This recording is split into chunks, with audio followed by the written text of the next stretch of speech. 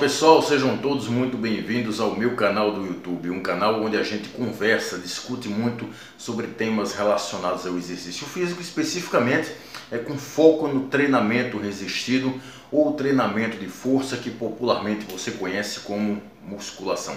Aqui a gente conversa muito sobre musculação e hipertrofia muscular, ganhos de força, mas também a musculação como forma de prevenir e tratar doenças crônicas e, claro, a musculação como forma de reverter, pelo menos em parte, alguns efeitos deletérios do processo de envelhecimento. Bem, eu preciso que, se você estiver assistindo esse vídeo, que você curta, que você compartilhe, que você ative o sininho para você receber notificações, receber mais vídeos meus, se você gosta desse conteúdo, que você interaja com o algoritmo, tipo comentando alguma coisa, não precisa ser necessariamente um comentário, mas colocar algum emojizinho ali só para o algoritmo reconhecer que você gosta do conteúdo, que você se interessa por aquele conteúdo, e ele te manda mais conteúdos, tanto conteúdos meus como conteúdos muito semelhantes ao meu, onde a gente fala sobre exercício físico, sobre treinamento resistido com base na ciência. Aqui a gente sempre discute algum tema com base em artigos científicos. E hoje eu trago um tema muito legal e um assunto muito prático, né? Quando eu falo assim que eu trago um assunto muito prático, é porque no dia seguinte você já pode começar a implementar essas informações que eu acabei de falar para você. E hoje a gente vai falar sobre treinamento resistido, sobre musculação e ganho de hipertrofia muscular, ganho de massa muscular, né? Musculação, hipertrofia e ganhos de força. E eu vou fazer uma pergunta aqui, que é a pergunta principal desse vídeo. É necessário levar todos os exercícios à falha concêntrica? Ou eu posso treinar sem chegar até a falha concêntrica? Isso considerando que eu quero ganhar força e massa muscular. Então eu preciso levar sempre os exercícios à falha concêntrica. É melhor treinar levando os exercícios à falha concêntrica, eu posso chegar pertinho dela ou não necessariamente nem chegar perto. O que é que os estudos científicos falam sobre isso? Antes de eu começar a mostrar o estudo para vocês, eu preciso definir algumas coisas. A primeira é falha concêntrica. O que vem a ser a falha concêntrica? Eu sempre defino algumas coisas aqui, porque muitas vezes alguma pessoa que é leiga pode estar entrando no canal pela primeira vez, pode estar vendo esse vídeo pela primeira vez, não ser uma pessoa praticante de musculação, mas que eventualmente está pensando em praticar musculação e ela não conhece alguns termos específicos. Então vamos lá. O que seria a falha concêntrica? Inclusive eu tenho vídeos aqui falando o que é falha concêntrica. Vamos pensar o seguinte, toda ação muscular, todo movimento, ele tem uma fase concêntrica e uma fase excêntrica. Se a gente for pensar no exercício de rosca direta, que é quando eu pego a barra e levanto aqui, levanto e abaixo a barra, quando eu levanto a barra, eu estou fazendo a fase concêntrica do movimento. Quando eu abaixo a barra, eu estou fazendo a fase excêntrica do movimento.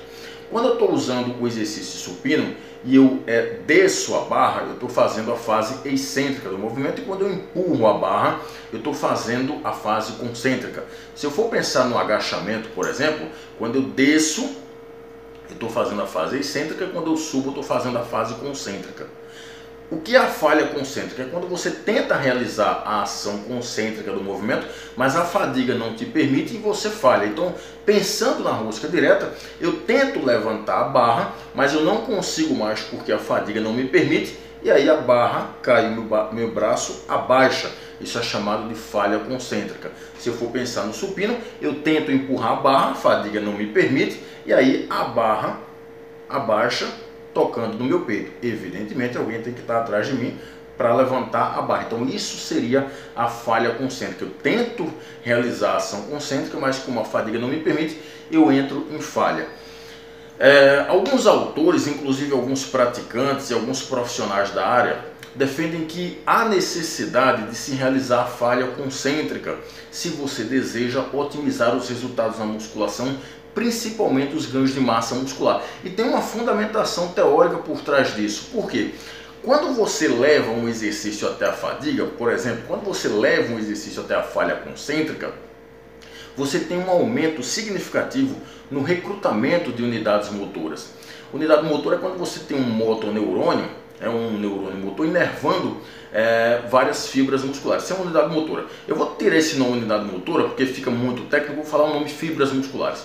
Quando você realiza a falha concêntrica, você recruta significativamente mais fibras musculares. Ora, se eu estou recrutando mais fibras musculares e numa condição de fadiga quase que extrema, seria lógico eu pensar que eu vou hipertrofiar mais essas fibras, porque essas fibras receberiam um estímulo com alto estresse metabólico. Tá, então lá vai a pergunta novamente. O que é que os estudos científicos falam em relação a isso? Eu realmente necessito levar os exercícios até a falha concêntrica? Ou eu posso chegar bem pertinho da falha, ou nem chegar perto da falha? Bem, para responder essa pergunta, que é bastante prática, e quando eu falo que é prática, é porque amanhã tu pode começar a implementar essas informações, amanhã você já pode começar a treinar priorizando falha concêntrica ou não necessariamente, baseado no que eu vou te dizer aqui. Então eu tenho um estudo que eu vou trazer para vocês aqui, que foi publicado por pesquisadores australianos, americanos e croatas. Esse estudo ele foi publicado no ano 2022, portanto no ano passado, e ele foi publicado no Journal of Sport and Health Science, ou seja, Jornal de Ciências do Esporte e da Saúde, e foi uma revisão sistemática e meta-análise, onde eles queriam ver exatamente essas questões, né?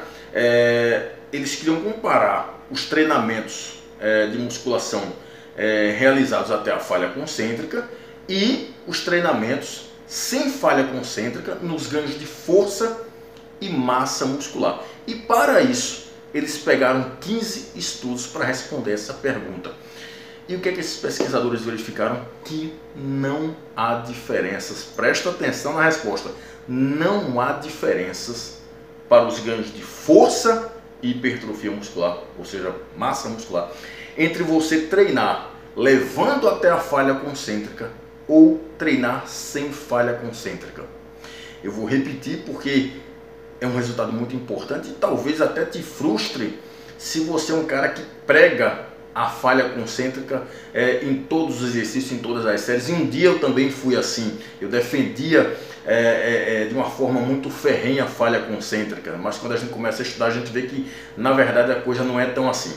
Os estudos verificaram que não há diferenças entre você treinar usando a falha concêntrica ou treinar sem falha concêntrica, que os ganhos de força e massa muscular vão ser semelhantes. Isso quando os estudos equalizavam o volume de treinamento, ou seja, quando os grupos treinavam com volumes de treinamento semelhantes. O volume de treinamento ele é calculado baseado numa formulazinha que pega o número de séries, o número de repetições e a carga levantada. Mas, aí vai um detalhe do estudo.